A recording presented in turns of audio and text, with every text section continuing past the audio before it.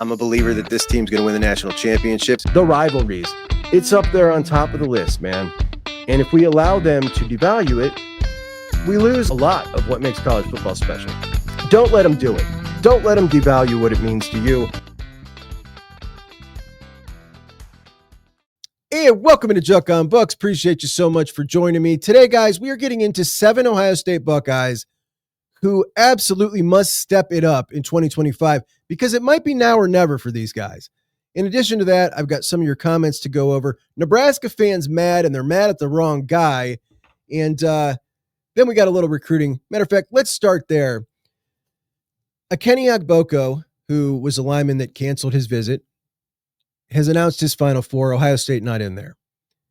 On the same day, you've got Sam Rosenborough, who didn't show up for his official visit to Ohio State, committed to Texas A&M, and Breck Koleje, who came to visit 2 weeks ago, and Ohio State really moved the needle for him, kind of got up into his top 3, joining Miami and Georgia. He made a statement essentially saying it was Miami and Georgia at the top. He also likes Oklahoma, USC, and Ohio State. So guys dropping like flies. Good news is a couple guys still left on the board out there that obviously there is some big movement with. That's Aaron Thomas out of Arizona, Drew Evers out of Texas. I think Aaron Thomas will join that class pretty soon with Max Riley, Sam Greer, and Tucker Smith. And Drew Evers, I'd take Ohio State over the field right now. Not quite as confident as I am about Aaron Thomas, but everything feels really good there. And then this weekend, you got JB Shabazz coming in. JB Shabazz and Deron Parks out of Florida. So JB Shabazz, a huge tackle prospect. I'm not crazy about him, but we're talking about a 6th guy here. And either one of these guys as a 6th guy sounds great. And if that's your class, I'm super happy with that class. You got 3 highly rated guys in Max Riley, Sam Greer, Drew Evers, essentially a tackle, a guard, and a center. I'm calling Drew Evers a center because I'm pretty sure that's where they want him, but he's versatile enough to play guard as well. And Max Riley going to play inside. So you got those 3 guys as your highly rated guys. And then you've got some really nice prospects in Tucker Smith as a guard, JB Shabazz as a true tackle, and Deron Parks would be kind of a tweener. He's like 6'5". So at any rate, your first class, abbreviated class at Ohio State. I know everybody wants the big dog 5-star, but I'd be really super happy with that to start. And Tyler Bowen got it going. Guys dropping off the board here, but I still think that this is going to finish in a way that makes us all very happy when we see how this official offensive line class wraps up. Now, yesterday, talking about Tyler Atkinson, I said I feel like that thing's cooked. And it sounds even more and more like it is, and he's going to end up at Georgia. Word is he's going to Texas this weekend and not Ohio State. Of course, we don't know. Remember, Tyler Atkinson didn't release his official visits. He was going to do it one at a time. We don't know exactly where Tyler's going this weekend. And when we talk about that, there's a lot of Ohio State fans who are getting irritated, and they're saying, we're Ohio State. I've donated plenty of money to NIL. Why is it that every time things go down this route, it seems like Ohio State fades and isn't willing to do what other schools are willing to do financially? And it is definitely frustrating. I understand. But when we look at the guys that Ohio State has been willing to go down that route with, we look at Devin Sanchez, Jeremiah Smith, Braylon Womack. Those guys, all high dollar guys. What's the difference between those guys and guys like Tyler Atkinson, Felix Ojo, who we talked about yesterday in his number 1 priority? First thing he listed about Texas. They can help me build my brand. Tyler Atkinson, ATKNUP. None of this isn't bad stuff, right? This is fine stuff. And those guys are certainly the caliber of players that you would go all out for. But it doesn't mean you wouldn't want them here. However, if it's someone you're going to go all the way in on with the money, it needs to be the perfect prospect. It needs to be the Jeremiah Smith. It needs to be the Devin Sanchez. It needs to be the Braylon Womack. Those are guys that aren't concerned about their brand. Those are guys that are concerned about being the best football player they could be, being transcendent at football, and then the brand takes care of itself. Caleb Downs has the personality of a 45-year-old man. The guy's got tons of brand deals because he's the best football player. Jeremiah Smith is incredibly shy, almost borderline, like it looks like when he first came in as a freshman, like he had like anxiety being around people. Be the best football player, all the brand deals and all that stuff comes. And then you got guys who are more focused on that. And, you know, it's not a bad thing. It's not. It's the era we live in. It's how they're going to make money. But it's not the perfect prospect. And I know some of you guys will totally agree with the strategy and the way Ohio State's going about this and I get the ones who are irritated by it as well. You know, it sucks. It does. You put all this time and all this investment. We spend all this time talking about it. And it feels like it's always the same damn thing. It sucks. But at the same time,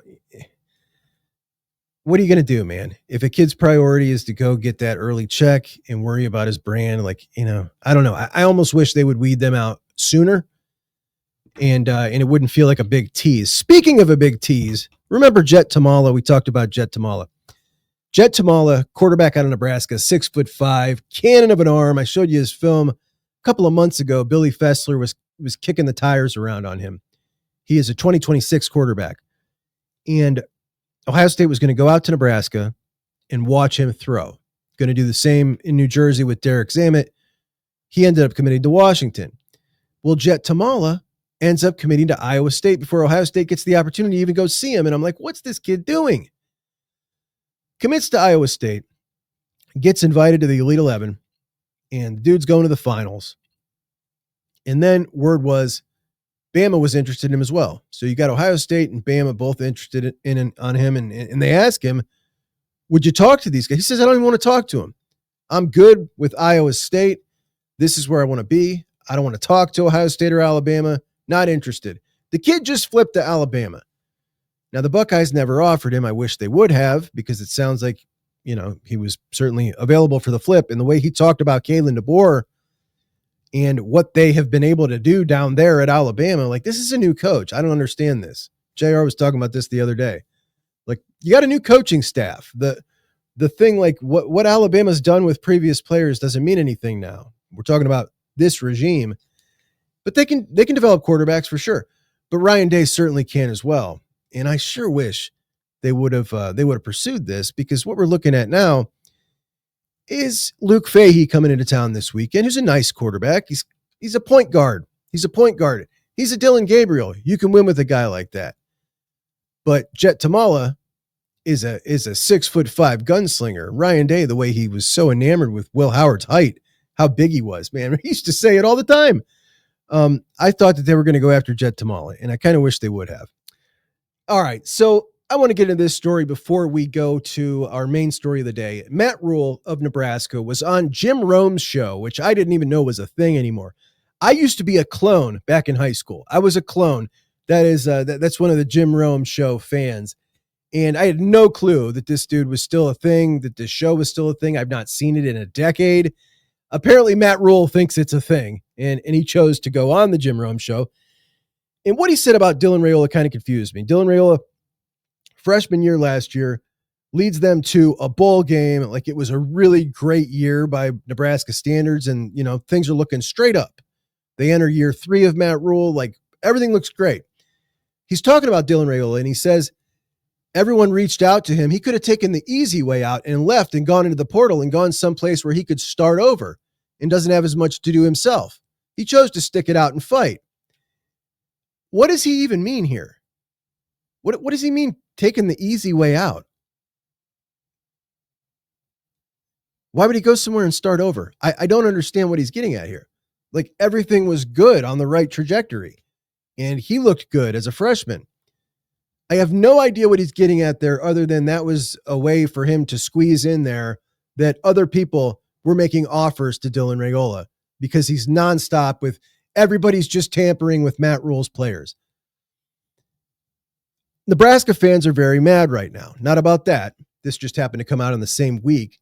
Nebraska fans are mad because Diego Pavia, remember Diego Pavia, the quarterback for Vanderbilt that led Vanderbilt to that big upset against Nebraska last year. It was a ton of fun. We were on live when it happened, doing a Buckeye post-game show. And it was great. Diego Pavia was the toast of the town. I think they had another really good game after that as well at Vandy. And then nobody noticed that they quietly faded away and finished 3-5 in the SEC. So Diego Pavia is on the show, busting with the boys with Taylor Lewan and Will Compton. And he's talking about the Big Ten and the SEC and says, you don't want to take that call from the Big Ten if you're a prospect. You want to play in the SEC. It's a war every week. We don't have Purdue's and Nebraska's in the SEC, which is so funny on so many levels. Like, number one, this kid literally is the quarterback of the Purdue of the SEC, right? Number two, the fact that he chose to lump Nebraska in with Purdue, like a literal blue blood, he's talking about lumping them in with Purdue. And then it's just got me thinking, like, you got Matt Rhule and the opportunity. Like, I was so mad when he canceled that game against Tennessee. I was so mad I did a video about it. Nebraska fans were mad at me for saying that. They totally agreed with Matt Rhule. Now they're mad at Diego Pavia for saying that. Nebraska had their opportunity to go show the SEC who Nebraska was. And Matt Rhule canceled it, taking the easy way out like Dylan Raiola did not. Full circle there. You see what I did there? Matt Rhule, bad for college football. Good coach. I think Nebraska's on the up and up. Bad for college football. All right. So I thought it would be an interesting topic when there wasn't a lot of news going on one day this week to talk about players who really need to have a great year this year for themselves, for the team, for their career, and guys who it just hasn't clicked for yet. We're talking about blue chip players coming to Ohio State. 432 players out of 250,000 are blue chips in each class. That is 0.0018%.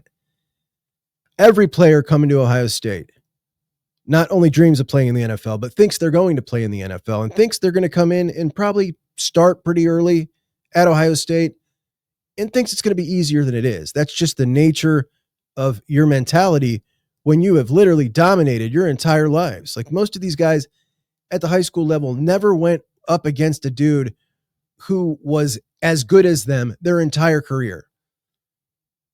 And now they're walking in to a place where the entire team is as good as them. And it's a shock, and things don't always work out as planned. And these are all highly rated, great athletes who do everything the right way. But for one reason or another, something hasn't quite clicked for them. And today we're going to talk about some of those guys. And for some of them, it might be a now or never situation. It's always interesting who these guys are going to be when we look on signing day, when we look down the class, because there always will be some who we know it doesn't work out. But we usually anymore don't see most of them finish their careers at Ohio State because they transfer out. And in large part, we forget about them. So for a couple of these fourth-year guys, these seniors, we've seen a lot of them peter out, right? We're talking about this 2022 class that had 21 guys in it and just 7 remain. None of them early entrants to the NFL. Literally 14 dudes transferred out of that class from 2022. Some of the higher rated guys who have transferred out, 5 top 100 prospects. Devin Brown, Amari Aber. 3 of the 4 receivers that year were top 100 kids. All 4 of them transferred out, but 3 top 100s. Graves, Caleb Burton, Caleb Brown. And they went to UAB, UConn, and Cal or Colorado State. Kojo went to Colorado State. You got guys like Gabe Powers, Hero Canoe. Like, think about back when those guys jumped in the class. Like, I don't know about you, but I was pumped. Gabe was the Ohio Gatorade Player of the Year. Big, strong. He looked fast. Hero is just a massive dude. Like, there's so much potential there. George Fitzpatrick was a top 200 overall lineman. This class was just decimated by the portal. But remaining from that class, you've got your 3 top prospects. CJ Hicks, Sonny Styles, Tegra Shabola. 2 defensive ends, Kenyatta and Caden. Carson Hinsman, Bennett Christian Bennett, whichever you want to say. But I want to talk about 7 players today on the roster that came in with a ton of promise that it's just not clicked for them yet. And if it doesn't come together this season, they may not be much of a factor the following season. And let's start with the most obvious one here, the guy whose career has not worked out anywhere near what anybody anticipated, and that, of course, is CJ Hicks, coming in as the number 1 rated player in that class of 2022. Came in at 215, 6'3", 215. Now he's up to 240 and had a ton of confidence back then. An Ohio kid, repping the Buckeye brand. Everybody loved him, helped recruit the class. And those of us who follow recruiting could not have been more excited for him. It kind of crossed over into like casual Buckeye fans who don't really follow recruiting. That's how big it was, especially when Sonny reclassified, and the thought of those two thinking Sonny would eventually be a linebacker on the field together, 2 5-star linebackers from the state of Ohio, was an amazing thought. Little did we know it was going to work out that way with 2 unbelievable Ohio kids at linebacker this year, but it wasn't going to be CJ that was one of them. It was going to be Arvell. So CJ makes the transition down to edge this year, and he really lucked out with Matt Patricia. It was really clear that it was not going to work for him at linebacker at this level of football. And he's not a traditional defensive end either. And under Jim Knowles, if Knowles was around this year, he'd have been in a lurch. But with Patricia, as we talked about this past week, I think we're going to see a lot more creativity, and I think CJ Hicks will now get the opportunity to play to his strengths. And that wouldn't have happened under Knowles. And it's going to be on him to capitalize, and he's going to need to in a big way, or his NFL dream's going to die. And he's going to be one of those what in the heck happened stories. Because a lot of times we look at those what in the heck happened stories, and it's a kid who's made mistakes, got derailed, been a dummy outside of football. None of that happened here. CJ Hicks is a great guy, never had any issues off the field, never heard a thing about bad attitude or not working hard. But it's a do or die year for his career. Now, I've not been able to hide my disappointment at times, and I think a lot of that stems from just how excited I was about him every single year to eventually be that guy at linebacker. And he looked so out of place. I got high hopes for him as an individual. I really like the guy. I think he's represented Ohio State great, and I hope he goes bananas this year. But it is, without a doubt, a do or die year for him. Let's move on to another guy. This is a transfer, but he's been here for a little while now. Out of Bergen Catholic in New Jersey, Tywone Malone is 6'4", 310 pounds, was originally a 4-star recruit, top 120 nationally, a top 20 defensive lineman in the country, the number 1 player in New Jersey, 80-inch wingspan, goes to Ole Miss, wins a national championship in baseball, heads up to Ohio State, wins 1 in football. That's awesome. And I wasn't jumping through the moon when Ohio State landed him as a transfer, but at the time I was looking at some of the other guys in that defensive line room, thinking a little bit differently about them. But now you need this guy, and it's his year. Dylan and I talked about Tywone Malone last year, and oh my gosh, man. Dylan tweeted this picture in the spring, and Tywone Malone looked like such a monster. I got a hold of him. I think that was the first time we ever had a conversation, was about a picture he tweeted at Tywone Malone. And we look at guys' stats, right? 6'4", 290, 6'4", 300. Like, okay, they look the same listed on that piece of paper. But there's some guys that are just different. Broader shoulders, a bigger head, everything about Tywone Malone. He's just a moose, man. He's just huge. And he's athletic for a guy that size. Great physique. And this dude, Dylan and I talked about him early in the season. Dylan was really on him. And then he flashes in the Marshall game, and it's like, okay, here we go. He looked really good in that game. And we didn't really see anything else the rest of the year. Now, you enter this season, he's a 3-tech. He got skipped over by Edric Houston. Usually that's the telltale sign of somebody who's about to transfer, right? You get skipped over by a younger guy. And Edric, remember, jumped right over him as soon as he moved to the inside. So thankfully, he stays because you really need him this year.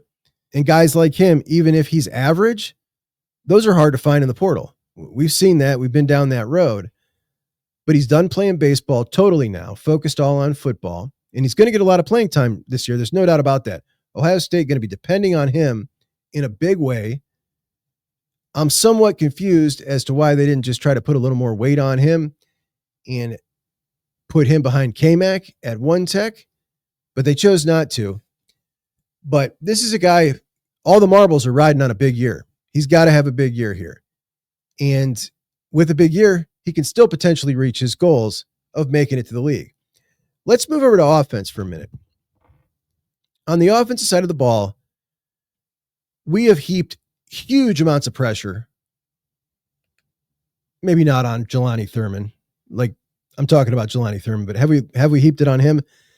Or maybe our expectations. How about that? We've just had outsized expectations, I think, as a fan base for Jelani Thurman because of who he is. A top 100 player, 6'6", 260, a freak athlete whose dad was an NFL player and whose mom was a professional athlete as well.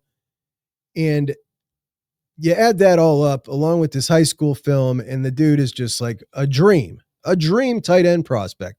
And last year, we thought for sure, I think most of us, at some point in the year, he was going to kind of break out as a real legit threat that was going to be used quite a bit.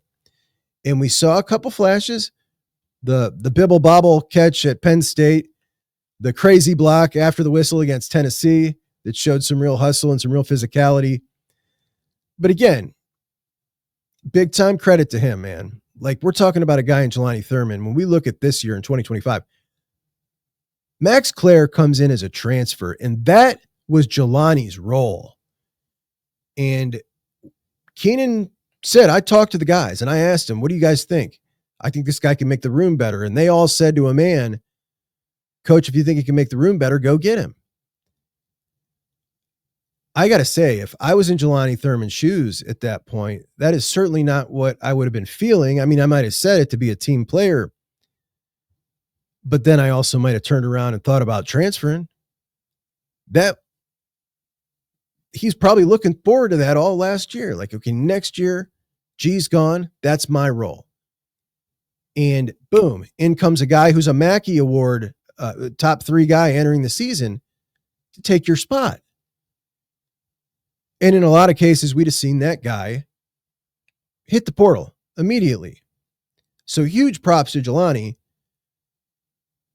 who I don't want to say has struggled with maturity, but it's been something Ryan Day has hinted at, that he wasn't all the way locked in at times. In his news conference last year, he kind of called it out that he wasn't where he needed to be, and then said that the following one, things had gotten better. He was jumping up in line, paying attention to everything, which kind of hints towards, okay, he's just growing up. And I don't think you could have handled that situation with Max Clare any more mature. Instead of getting pissed off, he's going to hopefully use it to make himself better and show everybody that he really is that dude. And if he is, my goodness, just think for a second about this. Think about if Julian is as good as we think he can be. And Julian has the wide receiver crew he has with Carnell and JJ and Ennis and Graham. And in that group right there, I think you've got 3 first rounders and 1, maybe the best college wide receiver ever. And in addition to that, you've got Jelani Thurman and Max Clare to throw the ball to. That right there would not only be the best pass catching unit in Ohio State history, I think it'd be hard for us to find one in college football that could come close. Because for starters, you've got, out of 4 wide receivers in that group, a generational wide receiver and a couple of extra bonus first round picks. And that right there knocks a whole lot of groups off of the list. It just might be one of the best receiving cores ever. But on the flip side with Jelani, if it doesn't work out this year, Max Clare's got another year of eligibility. Nate Roberts is killing it. He's also a pass-catching tight end, but he's bigger and he's stronger than Max Clare, and he's coming on fast. It's not necessarily just Jelani going to jump into that spot right next to Clare when they go in 12 personnel. That could be Nate Roberts. And if we're talking about Jelani Thurman in his senior year next year, and you got somebody else eating into his snaps because it never clicked for him his junior year, like, what are we looking at now? A guy that I definitely thought was going to be an NFL tight end at some point. And who knows? But I think it's a huge year for him. I think it really is a huge year for him.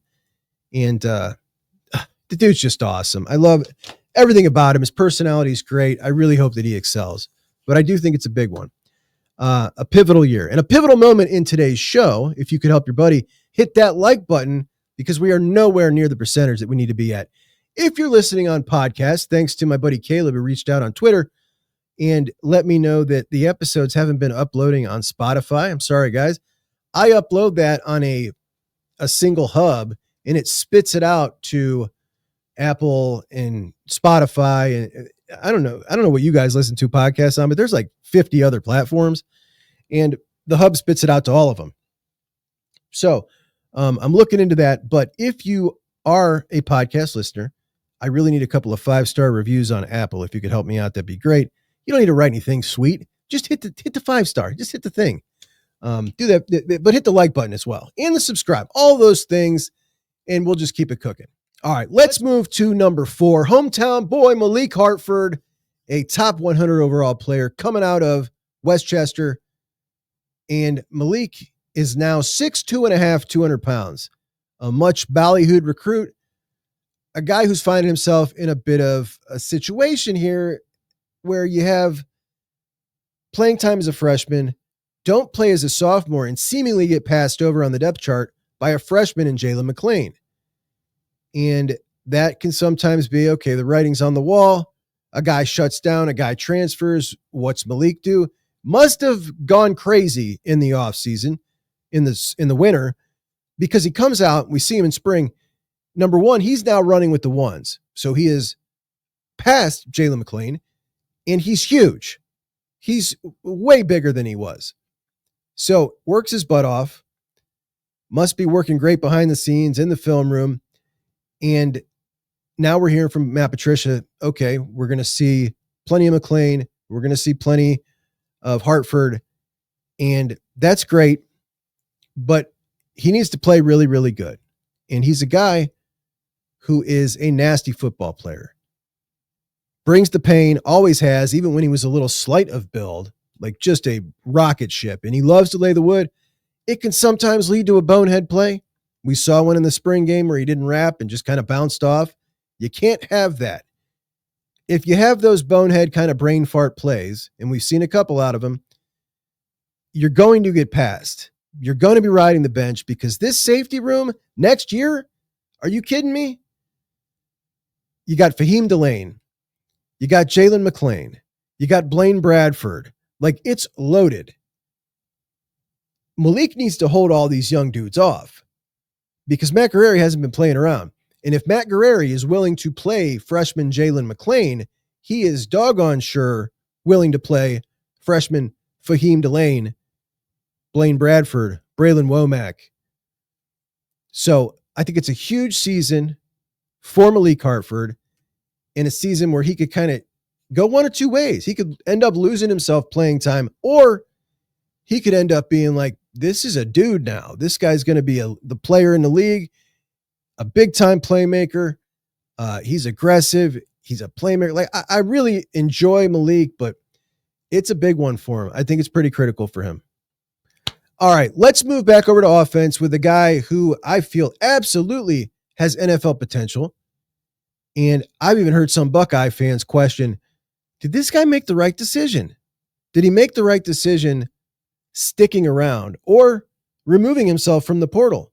And that's Bryson Rodgers, Juckeye Bryson Rodgers, who claims to be the best route runner in the country. And I got to tell you, he is so smooth and so technical, so fast, so good with his hands. I really believe he would be starting at every other school in the country. Every other one of them, all 133. Guy who comes in his recruiting class with 3 top 10 wide receivers in his class. So he's the also ran. You got Carnell Tate, Brandon Innes, and Noah Rogers. 3 top 10 guys. And Bryson, skinny, but his film was silly, man. Silly. I want to read you what Andrew Ivins said about him. Ability to accelerate in the snap of a finger Rubber band joints allow him to change directions with ease. I always thought that was so hysterical. Matter of fact, I talked to him about that when he was on the show. Rubber band-like joints. It's a weird way to describe it, but when you watch him, you understand what he's saying there. He's just a different style of athlete. He's very unique. Just smooth, quick. I love the way he catches the ball. He's just interesting to watch. It's a little bit different. And he's going to get some opportunities this year. So will Mylan Graham. But I got to be honest, man. While I'm rooting for Bryson, I really like him as an individual. I was so excited watching Mylan Graham in the spring game. We all were, but part of my heart was sinking because I was hoping that it was going to be Bryson who kind of broke out that game. And instead of that, he's going to be fighting for snaps with Mylan Graham.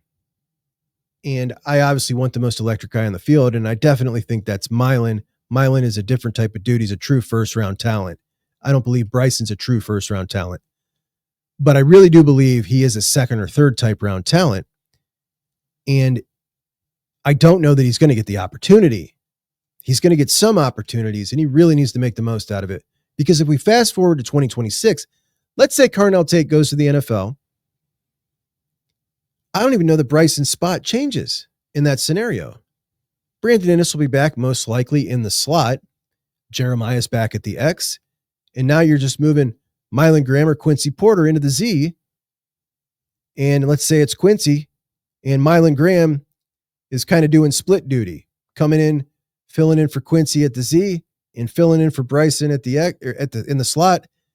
And he's kind of your guy that's bouncing around because he can excel at either one. I think he'll be great at both. And Bryson's still in the same position. As good as this wide receiver room is and has been throughout, I don't know, the last decade or so, it's always felt to me like the guys that have NFL talent always eventually get their shot to start. I don't feel that with Bryson Rodgers. I don't think he's ever going to get the opportunity. And that irks me, which means we really need to see him make the most of his opportunities this year. And if he does, I think that he can do the same next year and still be that NFL dude. And I believe he can be, and I believe he is that caliber of player, which is crazy. We're now talking about a guy who could potentially go through 4 years and not start at wide receiver at Ohio State and somehow make it to the league. And I think it's going to happen. I really do. I believe in him. I believe in his talent. I also believe in everybody else's talent enough that it's going to keep him off the field from a starting role. If I was to ask you to name the defensive ends on the roster right now, I think you would quickly tell me Kenyatta Jackson, Caden Curry, Bo Atkinson, Logan George, the new guy, CJ Hicks, Zion Grady, Epi Satanile. Some people might struggle with Dom Kirks. Last year in the spring, Larry Johnson said kind of out of nowhere that Joshua Mickens was stepping it up now. I'm near certain most people would not even think of him.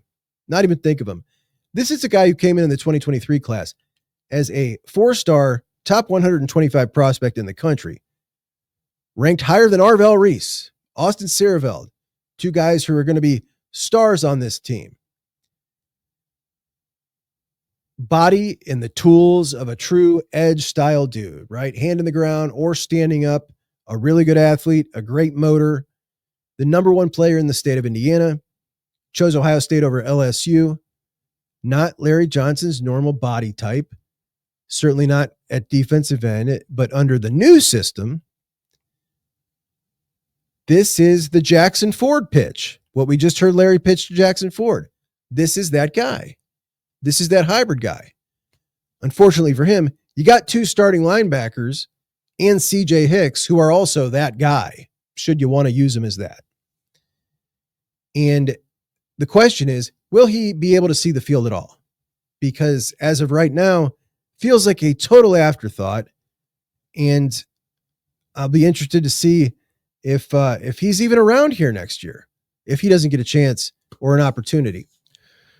All right. Will Smith Jr., the legacy, Dublin Kaufman, loved his old man, 4-star, top 165 player in the country, the number 20 defensive lineman in the country, the 4th rated player in the state of Ohio, 6'3", 260 in high school, comes in as a 3 tech, And I got to tell you, I just refreshed my memory because I hadn't watched him in a while. And we certainly haven't seen him play at Ohio State. He was absolutely deserving of that ranking. I would slot him in that same area right now if he was in this class.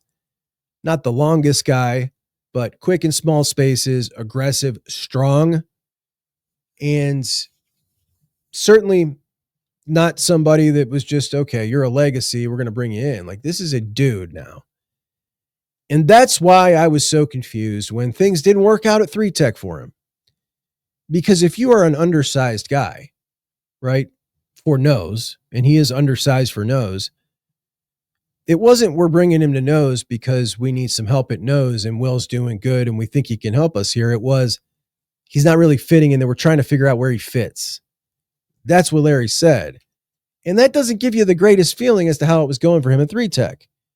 So if things aren't going good at 3-Tech, now you're going to move him to 1-Tech and he's going to be an undersized 1. Again, doesn't sound great. When we talk about Ryan Day's comments over the spring, 3 separate times about the depth on the interior that I've talked about ad nauseum. I won't bore you with it again, but this is Will's area. He's talking about Will as one of these guys, as Will is the number 2 guy behind Caden McDonald. The number 2 guy. It is his show now. Last year, Tyleik Williams and Ty Hamilton played 65% of the snaps, which means 35% of the snaps are now relying on either Will Smith Jr. or his backup, presumably right now, Eric Mensah. And Eric Mensah, nowhere near the pedigree of Will Smith Jr., not a blue chip guy, a 3-star Rutgers flip, but he's a little bigger. Ohio State obviously trying to get a talent infusion with the new class coming in. You most likely got a huge 1-Tech coming in Jameer Perez. But Will Smith, he needs to fight off Mensah right now. He's going to need to fight off Maxwell Roy. He's going to need to fight off whoever comes in, Jameer Perez. And if there's another big dude, another 1-Tech coming in.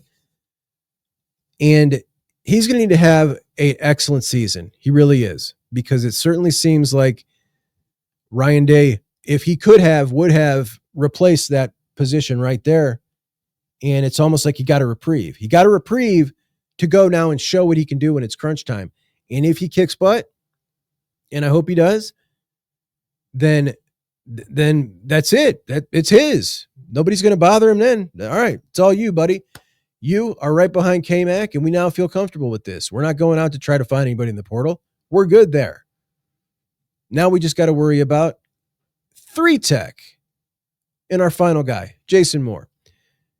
Jason Moore, the other guy in that group, was a top 60 overall prospect in his class. And at 6'6", 280 pounds in high school, my gosh, man. Look, nothing he's done wrong either. Not like he's some bad guy. Good dude. Not somebody who has gotten in trouble. He's out of a powerhouse high school. Head down and grind. And as a top 10 defensive lineman in the country, when you come in, got offers from 6 of the 8 blue bloods, were a good basketball player, glowing reviews out of high school. Like there are expectations, and they're bigger than they are on most. But when we go back and look at him in high school and his film, he's not the quickest. He's not the fastest. He's not very powerful. I think a lot of this was on a projection based on his size, why he was so highly rated. He wasn't some monster that just made plays everywhere. He was a good player with a lot of size and slightly overrated. And Larry talked last year in the preseason about him being the ideal 3-Tech, and that's exactly why he's rated so high, because that's what he is. He's the ideal 3-Tech. Is there a Jason Moore that makes you say that he's pretty close? I mean, he's 6'5", he's 295 pounds. He's the ideal 3-Tech in our system, right? And just a matter of him having confidence in playing. Sometimes you get his bigger than you think it is, and he kind of shut your back. And now in the spring, we're challenging him, and I'm just telling you, he's every day is a good day for Jason Moore. And that's what we want to see. K-Mac, the same thing. There's a lot of guys doing well that they really like what's going on right now. But if a guy that's making a jump right now, I would say Jason Moore. Urban used to talk about the first 2 at 6'6", 307. I don't think he's the ideal football player. Very long limbs, abnormally long legs, which I think might actually hurt him as his center of gravity seems so high. But we're in year 3 for him. And again, this is one of the pack there, one of the crew. And if he is going to be the guy that comes in after Edric Houston needs a breather, or will it be Tywone Malone this year? If he's going to be that guy, he's going to need to look much better than he did in the spring game, because Tywone Malone looked considerably better than him. Now, obviously, that's very, very little to go off of, and it doesn't mean much at all. But when I see a backup offensive guard muscling you, that's a problem. Right? That's a one-on-one matchup there. That's a problem. We're going to need to see a whole lot more, whole lot better. But right now, I wouldn't be surprised at all if Jarquez Carter hopped right over him. I wouldn't be surprised one bit if we saw that by game 5 or game 6, that you've got Tywone Malone coming in as the 2 guy, and then you're sprinkling in Jarquez Carter. I also wouldn't be surprised if he stepped it on and went over Tywone Malone. A lot of ways this could go here with Jason Moore. What's coming is Jarquez Carter. Like, he's got to not just hold off Jarquez Carter this year. He's got to hold him off next year too. I don't think he can do it, because that's what I think about Jarquez. But, and again, we're talking about huge size difference here. Jason Moore dwarfs him, but Jarquez Carter, the football player, is just a better football player. All right, let's get to some of your comments. All right, our pal Golfer Guy 71, not feeling so hot about our Buckeyes this year. I just don't see how people think the Bucks will be that good this year. It took all those experienced great players, Chip Kelly, etc., to do what they did last year, which still included 2 losses. This year is basically 90% new players and a proven to be not very good offensive coordinator, along with a new defensive coordinator. This feels like a 3-loss team at least. How people just glaze over how bad Hartline was as the offensive coordinator during the last experiment is baffling. All right, a couple of things. I just don't see how people think the Bucks will be that good this year. I don't know, compare this team to 2023. Don't compare it to 2024. Bring it back to 2023. Bring it back to 2018, 2016. Compare it to, when does Ohio State lose 3 games? What would make you think that this would be the team that all of a sudden starts losing 3 games or more? That's what I'm not sure of. When you look at the schedule, outside of, obviously you got a big one in Texas, many years we're playing a big one out of conference, whether that Notre Dame in 23. And then you got your standard big game against Michigan, big game against Penn State. In this year, that one team that kind of pops up in the Big Ten is your game against Illinois. When we look at this schedule, it's not like you got mollywopped with some nasty conference schedule. So I just don't understand why it is that this team you would think would be the one that would lose three or more games. That's point number 1. Point number 2, I am kind of someone who leans towards talent and Las Vegas. And Ohio State is one of the top 3 most talented teams in the country still, despite losing all those guys. These new starters are all experienced. They're all quite experienced. We all know what they can do too. And the Vegas odds had Ohio State for the longest time as the favorite to win the national championship. Now they're second. So all that combined, just that data right there gives me confidence. And then we can get into the competition, right? Because you're talking about Ohio State. The other day I was talking about Penn State, who's my number 1. And as a number 1 team, they're not very intimidating. And that's what it is now. All these teams out here, there is not that juggernaut. Ohio State can beat any one of these teams. They can beat any one of them. They can lose to any one of them at the top there, in my opinion. But as far as going through a Big Ten schedule, yeah, dude, I'm not sweating it any more than I ever have. As far as Hartline being a disaster, I don't see it that way at all. I see it as Ryan Day was not quite ready personally to relinquish control. Thought he was, but then it turns out he wasn't. and Hartline wasn't quite ready to take over control. And they both just decided it'll be best if we just stick with me calling the plays. You help me with the game plans. In the next year, Chip comes in, which that gave him 2 more years, Hartline, to learn. So to think that he's not ready now with 2 more years, I don't know. If Ryan Day thinks he's ready, I feel good about it. I don't know why anybody wouldn't. Ryan Day knows if he's ready or not. Ryan Day, with his hires and promotions, has been aces. Aces. Look at his track record in the last 3 years. So, like, if that's the decision he's making when it comes to the X's and O's, yeah, let's go. Let's roll.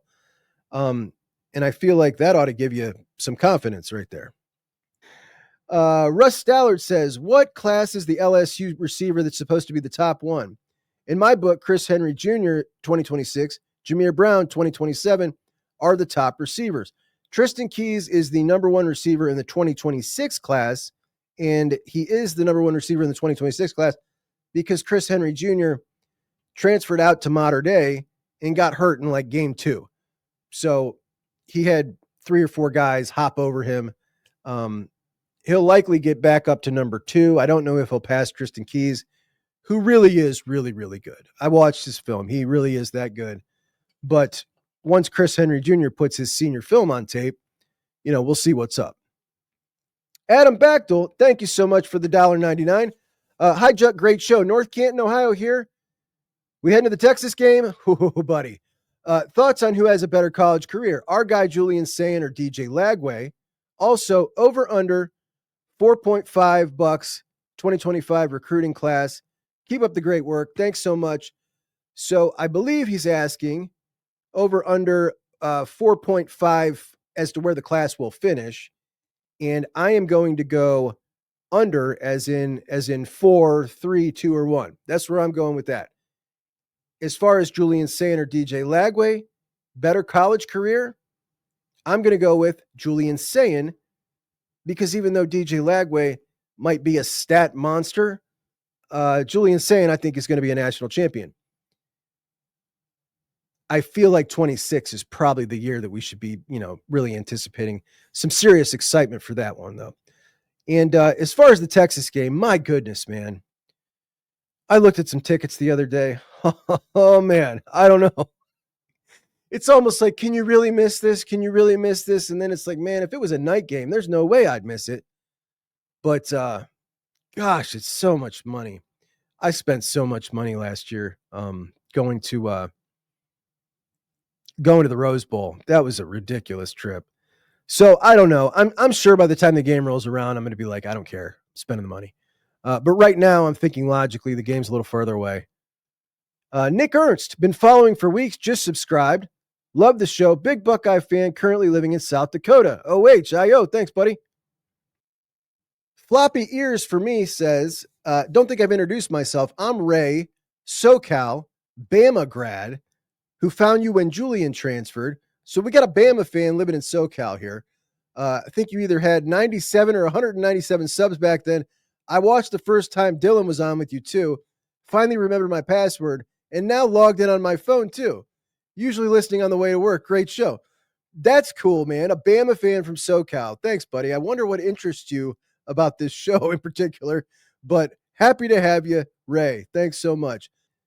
Ryan says half the fan base is convinced that LJ randomly was selling Justin Hill on Chase Young in order to intentionally botch the recruitment so the jack couldn't be implemented.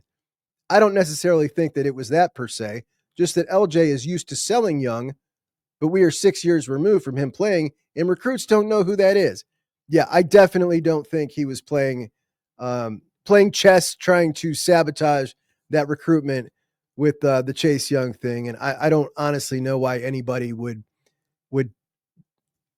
like to hear that. Chase Young was so dominant, to hear that and be like, screw that, I'm not going to Ohio State. Like, I just can't imagine that he would envision that anybody would think that when you say that. So I don't believe that to be the case. But it wasn't the right pitch for Justin Hill. That's for sure. As far as these kids not knowing who Chase Young is, yeah, man. I mean, I guess six years. We're talking they were 11 years old. I don't know though, man. Cue up a highlight. Cue up a highlight. That's some fun film anyway. The other day, I asked people to let me know where they were from, if they were new listeners, introduce themselves, and we got some new folks. Fort Campbell from San Francisco. Go Bucks, OHIO. Thanks, buddy, for popping in. We've got Zeke, born and raised in the 614 from Whitehall Yearling High School in the early 90s. Moved to coastal South Carolina 15 years ago. Now in Beaufort, repping the scarlet and gray every chance he gets. OHIO. Rico, been watching almost from the start and loves the show. From Columbus, lives in Westerville. OHIO. Appreciate you, buddy. Retro Bud. Yo, Juck, I'm an Ohio State fan from Birmingham, Alabama. I'd love to come on the show and talk about being an OSU fan from the South. Notice he says he's from the South. So our man here is from Birmingham and somehow is a Buckeyes fan. That might be worth entertaining. Robert Flanagan. I've also never introduced myself. I'm Robbie from Findlay, Ohio. Graduated from Findlay High School. Played football and baseball for the Trojans. 2 years starting wide receiver. There's a guy. There's a ball player. And cornerback. 3-year starter in center field. Juck is my favorite Buckeye podcaster. Robert, you're my favorite Flanagan. And that'll do it for us today, guys. I appreciate you so much, and I'll talk to you soon. Juck and Bucks out.